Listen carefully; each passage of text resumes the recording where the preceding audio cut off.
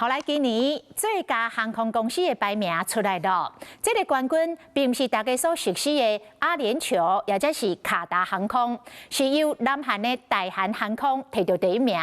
那台湾的中营航空甲商务航空嘛，拢有排入去前25名。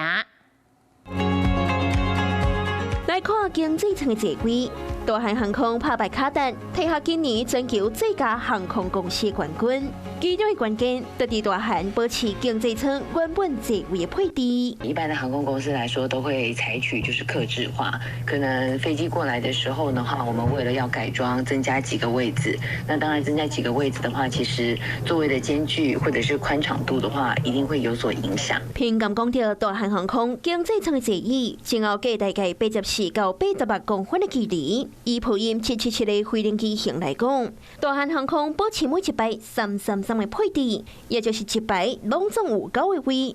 是讲大部分的航空公司会改做343的配置，加一个位对去克掉座椅的空间。那大韩财务状况相对稳定，加上将韩亚航空借落来，加做亚洲地区历史上上大规模航空并购案。那第2到第5名，小则是卡达航空、纽西兰航空、国泰加新加坡航空。